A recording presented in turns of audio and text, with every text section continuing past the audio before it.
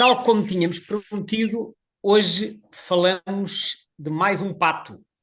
E desta vez o tema é a piadeira. Para debater este assunto comigo, está aqui o Zé Sousa, a quem dou mais uma vez as boas-vindas. Olá. Olá, Gonçalo, tudo bem? Tudo. Então vamos falar sobre a piadeira. Exatamente. Olha lá, é impressão minha ou esta é a última espécie do ano 1988?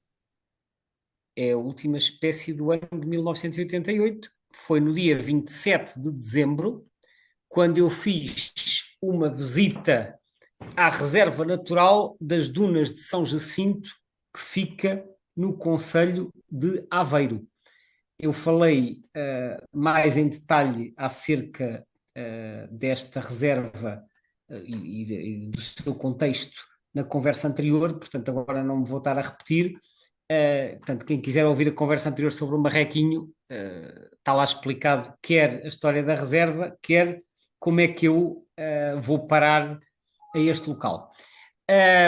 Mas a verdade é que na reserva eu fui com mais um colega do técnico, fomos até à reserva, percorremos aquilo e chegámos ao local que nesta altura, em 88, era o ponto mais interessante da reserva, que era a chamada Pateira, que é uma lagoa artificial que atraía uma enorme concentração de patos que usavam esse sítio como refúgio por causa de haver muita caça na Ria de Aveiro.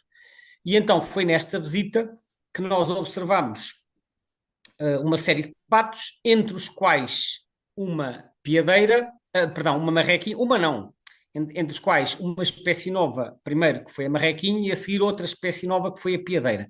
Ambas as espécies estavam presentes em grandes números, juntamente com outras espécies de patos que eu já tinha visto antes. Portanto, esta visita saldou-se por duas espécies novas de patos, ambos já em plumagem nupcial, porque os patos que durante o verão estão em eclipse, a partir de outubro ou novembro começam a adquirir as suas cores nupciais e, portanto, no fim de dezembro, que era o caso aqui, já estão normalmente todos engalanados, vamos chamar assim. Eu esta espécie por acaso nunca tive o prazer de observar, pelo que podia encher-te aqui com 50 mil perguntas e ficávamos aqui o resto do tempo a falar desta espécie, mas pronto, vamos nos tentar limitar ao tempo das nossas conversas costumeiras. Deixa-me só fazer um comentário. Eu penso, tu já tinhas falado comigo ainda em off, que nunca tinhas visto esta espécie. Eu penso que isto pode acontecer porque a piadeira, ao contrário do que acontece com outros patos que nos visitam, a piadeira tende a concentrar-se num número muito, muito reduzido de locais. E, portanto, não é um pato que nós encontremos facilmente em qualquer área úmida de menor dimensão, como acontece com os reais, com as frisadas, com os trompeteiros ou com as marrequinhas. As piadeiras estão muito concentradas em poucos sítios e os dados, mais uma vez, são dados algo antigos, porque não há dados recentes publicados, mas os dados da década de 1990 mostravam que havia cerca de 10 ou 11 mil piadeiras em Portugal, isto na década de 90 e na primeira década dos anos 2000, 10 ou 11 mil piadeiras invernantes, concentradas principalmente em duas áreas. Uma que é o estuário do Tejo e a outra que é a Ria Formosa, no Algarve. Ou seja, então nesses Houve uma sítios ela altura é em que havia realmente muito... abundante. Como? Nesses sítios ela é realmente abundante, então. Há muitas. Na Ria Formosa há lá uns canais que aquilo está cheio de piadeiras. No estuário do Tejo, não tenho a certeza quais são as zonas do estuário, mas penso que no Sapal de Pancas e zonas adjacentes que há muitas. Houve uma altura que havia imensas no estuário do Sado, num sítio que eu também cheguei a visitar com o meu tio, que fica ali perto da herdade do Zambujal, que era uma grande piscicultura que havia num sítio chamado Arrábidas. Isto, apesar da semelhança de nome, não tem nada a ver com a Serra da Arrábida. Há a piscicultura das Arrábidas, que fica a cerca de 5 quilómetros a sul de Águas de Moura. Eu visitei esse sítio pela primeira vez com o meu tio em 88, em novembro. Aquilo realmente estava cheio, cheio de patos, mas depois, de um momento para o outro, em 1994, os proprietários fizeram lá uma coisa que foi... Pá, puseram uma lata de fitinhas de plástico que atravessavam pelas pisciculturas e aquilo abanava muito com o vento e fazia imenso barulho. e aquilo acabou por afastar muitas aves que lá ocorriam. Eu acho que eles fizeram isso porque aquilo se tinha transformado num dormitório de corvos marinhos e os corvos marinhos comiam o peixe todo. Então eles, Pois. para afastar os corvos marinhos, encheram aquilo de fitinhas, e depois isso acabou por se refletir também num abaixamento enorme, no número de patos invernantes. E, portanto, eu acho que a partir daí o estuário do Sado passou a ser menos importante para as piadeiras, que elas gostavam muito destas pisciculturas. Mas, portanto, continua a haver muitos na Ria Formosa, no estuário do Tejo, e depois em menor número em certas outras zonas úmidas do litoral. E há ocasionalmente no interior, mas no interior há muito menos por comparação com outras espécies de patos, porque as piadeiras também escolhem, tal como outras espécies, escolhem os seus locais em função do tipo de alimento que há disponível. As piadeiras alimentam-se muito de matéria vegetal, e escolhem sítios onde elas possam pastar, portanto, pastar em terra ou então vegetação aquática flutuante. E, portanto, elas precisam de encontrar locais com essas características. Ou seja, fazendo aqui um bocadinho uma generalização, quando uma espécie tem uma dieta muito generalista, aparece facilmente em qualquer local, mas se a dieta for mais especializada, as aves também têm que escolher sítios com determinadas características e não lhes serve qualquer local. E provavelmente as piadeiras têm uma dieta já assim bastante mais exigente, daí que elas não colonizem facilmente pequenas charcas, como acontece, por exemplo, com os patos reais ou com os marreguinhos.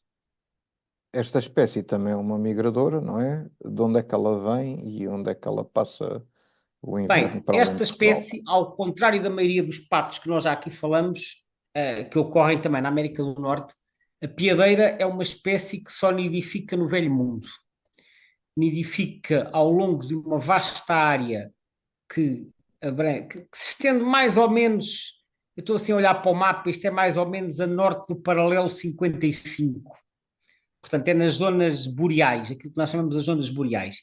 E, portanto, elas nidificam desde a Escócia e passando pela Escandinávia, países bálticos e depois estendendo-se para leste, apanhando a maior parte da Rússia, o norte do Cazaquistão e talvez o extremo norte da China. E depois nidificam ainda na Islândia.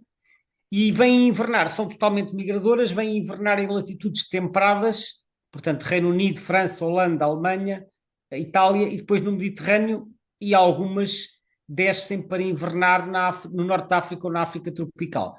E há também uma população que vai invernar na Índia, no sul da China ou no Japão.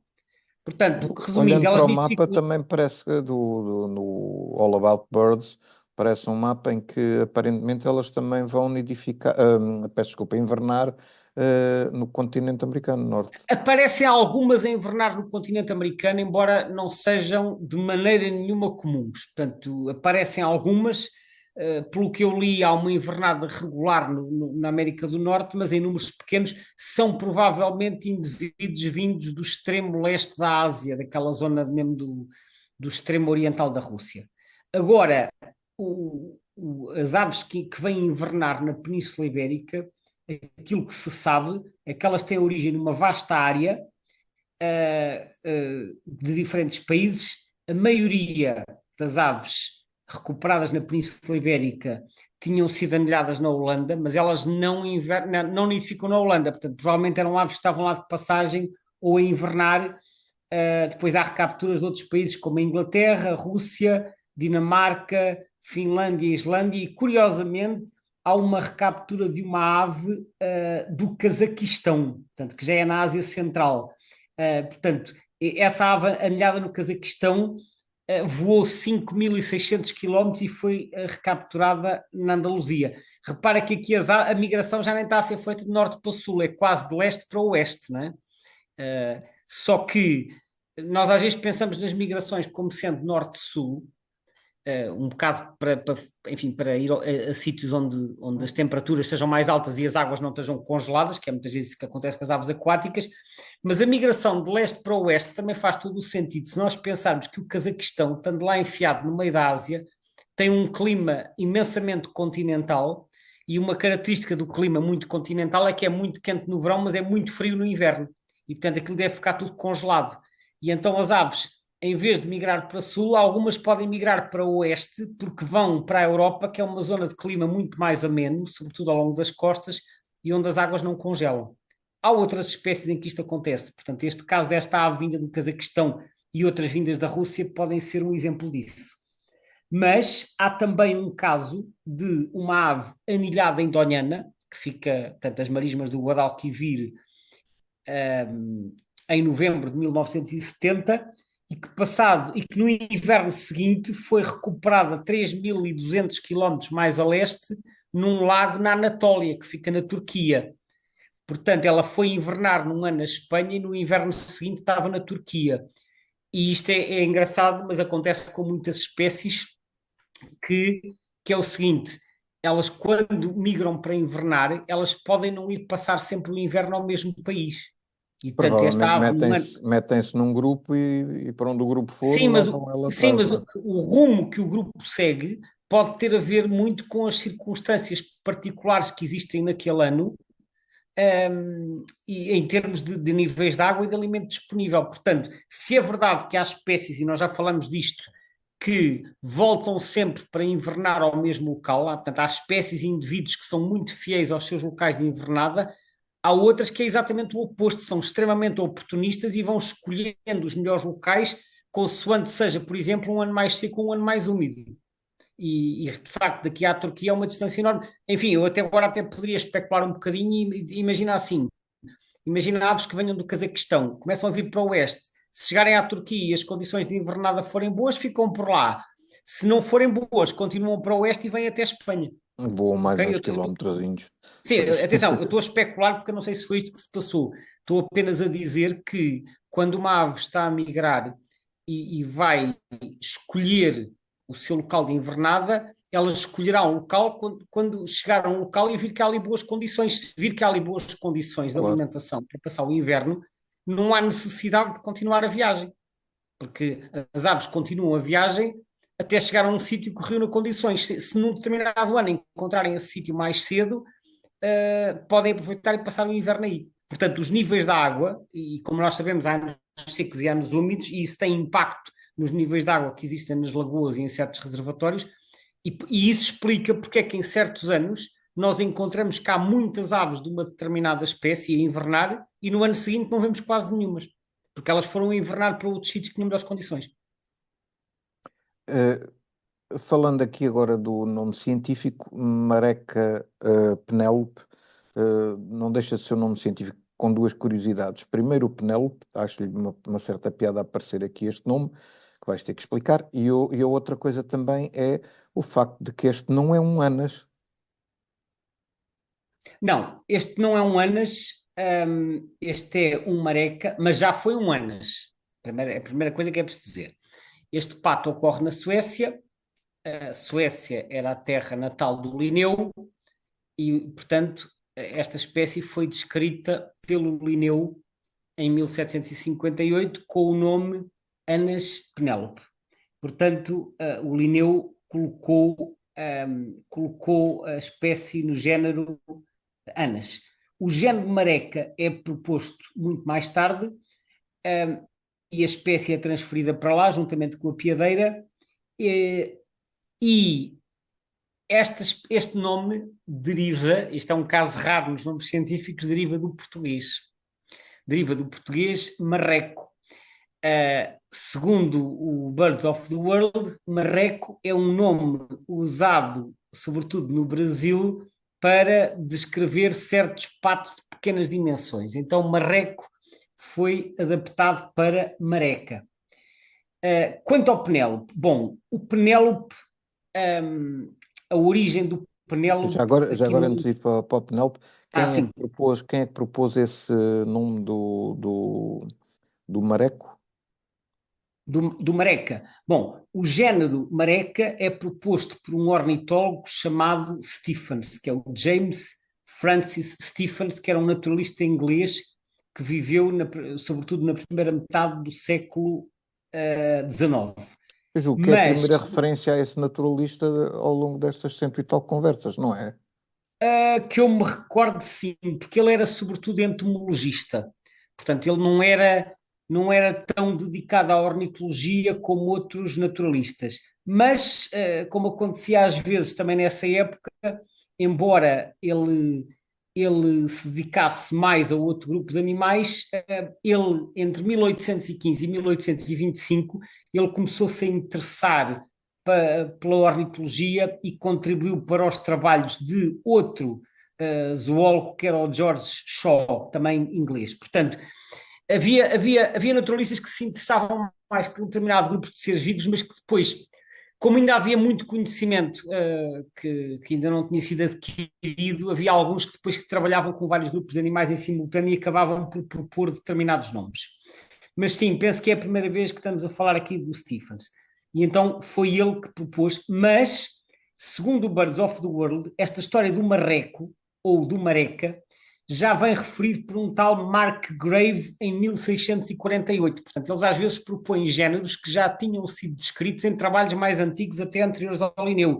E não nos esqueçamos que o próprio Linneu vai buscar nomes que eram usados por Aristóteles, não é? Ou por Hesíquio de Alexandria, ou por outros autores da antiguidade. Portanto, eles não estão necessariamente a inventar os nomes, muitas vezes vão buscar a trabalhos antigos e depois adaptam-nos, às vezes com alteração de grafia, adaptam-nos para o uso em nomes científicos, mas eu acho que até havia um bocado esta preocupação de ir buscar nomes que fizessem algum sentido neste contexto, em lugar de estar pura e simplesmente a inventar. Só que às vezes havia ali um bocadinho de quase invenção, porque pegava-se em certos nomes que eram referidos por Aristóteles e que se referiam a aves aquáticas sem saber muito bem o que era, e depois dizia-se, isto é um pilrito, ou isto é um maçarico, ou isto é uma alvéola, ou outra coisa qualquer, quando os escritos originais nem sequer dizem a que espécie se refere. Portanto, às vezes esta correspondência depois acabava por ser um bocadinho quase forçada.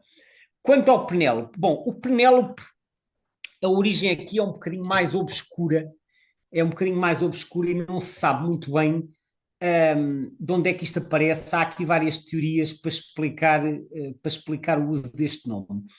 A verdade é que Penélope,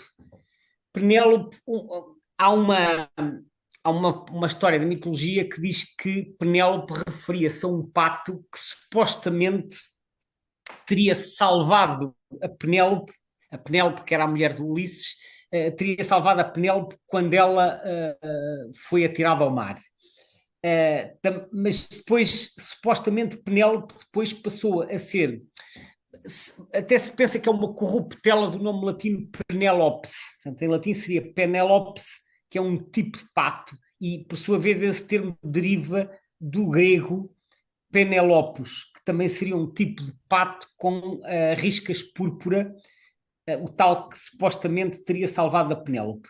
Mas, enfim, isto são um bocadinho interpretações, porque na realidade nós não sabemos qual foi a ideia do Linneu quando propõe para este pato o nome Penélope. Portanto, o Linneu propõe, ele normalmente, o Linneu, não dava grandes explicações para os nomes, ele fazia umas descrições das aves, mas explicar a razão de estar a escolher aquele nome nem sempre é clara e, portanto, há aqui alguma especulação. Mas supostamente seria esta associação com o pato que teria salvado a Penélope. A Penélope da mitologia. Vamos então aqui só abordar mais um aspecto e que tem a ver com o estatuto de ameaça, que eu achei curioso ao consultar aqui na nossa lista vermelha o facto dele aparecer como quase ameaçado em Espanha, no Atlas de 2021, e em Portugal aparece como list concern. Ora, se nós considerarmos que se calhar nós estamos numa zona mais marginal do que de Espanha, sabes porventura o que é que poderá justificar esta diferença nos estatutos entre Espanha e Portugal? Bom, eu também, quando estava a preparar esta conversa, eu fui consultar a lista vermelha e realmente reparei nesse NT, portanto, no quase ameaçado em Espanha, e então fui tentar perceber de onde é que isto viria. E para tentar perceber, fui consultar o livro vermelho das aves de Espanha, que é um trabalho muitíssimo detalhado, não tem nada a ver com a nossa lista vermelha, que é uma coisa muito sintética que não explica os estatutos, ou melhor, explica de uma forma só, com um parágrafo, mas o livro vermelho de Espanha é um trabalho muito, muito detalhado que nos ajuda a entender os estatutos. E então eu fui ler o que é que diz lá. E o que diz lá é que, com base nas contagens efetuadas pelo menos desde 1990, verificou-se algum decréscimo nas populações que invernam na Península Ibérica, ao longo dos últimos 30 anos aproximadamente. Mas esse decréscimo não foi igual em todo o lado. E, portanto, é porque depois, quando há um decréscimo populacional, esse é um dos critérios que pode servir para colocar uma espécie na categoria vulnerável. Acho que, salvo erro, se for superior a 30% ao longo de 3 gerações. O que eles verificaram é que esse decréscimo foi maior em determinados períodos temporais, mas noutros períodos foi menor e que o decréscimo não foi igual por todo lado. Portanto, eles dizem que, ponderando aquilo tudo, que lhes parece que o decréscimo não foi suficientemente forte nos últimos 30 anos para colocar a espécie como vulnerável, mas que, apesar de tudo, os dados disponíveis sugerem que esteja a haver um decréscimo moderado e que, por uma questão de prudência ou de precaução, se quisermos, decidiram colocar a espécie na categoria de quase ameaçada, um bocadinho para sinalizar este decréscimo, que é como quem diz: o decréscimo não foi muito forte, mas atenção que isto está a diminuir. Eu costumo dizer que a categoria quase ameaçada é um bocadinho nós colocarmos a espécie sob observação. Não está em risco, mas também não é caso para estarmos completamente despreocupados, portanto devemos estar atentos para ver se no futuro, se a situação se degradar, poderá ser necessário tomar medidas se ela vier a entrar na categoria vulnerável. Portanto, a justificação que é dada no livro vermelho é essa: houve um declínio, não muito acentuado, mas que já suscita aqui alguma preocupação, não muita. É essa a Cautela, justificação. não é? Cautela. Sim, cautela. É mais preventivo, se quiseres. Portanto, o NT serve exatamente para isso, porque o NT, uma espécie que está em NT, não está ameaçado. O NER threatened quer dizer quase ameaçado. Ainda não está lá, mas é quase como se já tivesse com um pé lá dentro, ou com uma pata, neste caso. Pois, com uma Agora, asa. exato, em Portugal, porque é que está a list concern, eu não sei e não faço mesmo ideia, porque a lista vermelha, mesmo o PDF que está no site, só dá justificações para as espécies que têm categoria de ameaça. As que não estão ameaçadas não têm qualquer justificação. É claro que, sabendo que a população invernante em Espanha está a diminuir, e sabendo eu que em Portugal, por exemplo, também os efetivos do estuário do Sado diminuíram muito, eu suspeito, mas não tenho números, porque eles, como eu disse, eles não são publicados há muitos anos, suspeito que a população invernante em Portugal também possa estar a diminuir. Pois, E não deve estar muito melhor do que a espanhola, como é óbvio. não, e temo que esta decisão de colocar a espécie em list, ou não é de colocar, é de manter o estatuto do livro de 2005, ele é mantido em 2023 como sendo pouco preocupante, que é o list concern. Eu temo que esta decisão de manter então esse estatuto tenha mais a ver com a ausência de informação do que propriamente com o facto da população estar estável. Pois. Mas não há números, ou seja, se houvesse números que sustentassem isso, eu dizia, ok, sim senhor, a população está estável, pode estar pouco preocupante. Mas se não há números, não havendo números, nem a dizer que está estável, nem a dizer que está a diminuir, pode ter sido essa ausência de informação que tenha levado, estou a colocar isto como hipótese, atenção, mas pode ter sido essa ausência de informação que tenha levado a equipa da lista vermelha a manter o estatuto pouco preocupante. Eu desconfio, suspeito, como disse, que se esteja a verificar uma situação semelhante à de Espanha, porque algumas limícolas, como sabes, foram colocadas logo em vulnerável, né? Porque se verificou uma diminuição.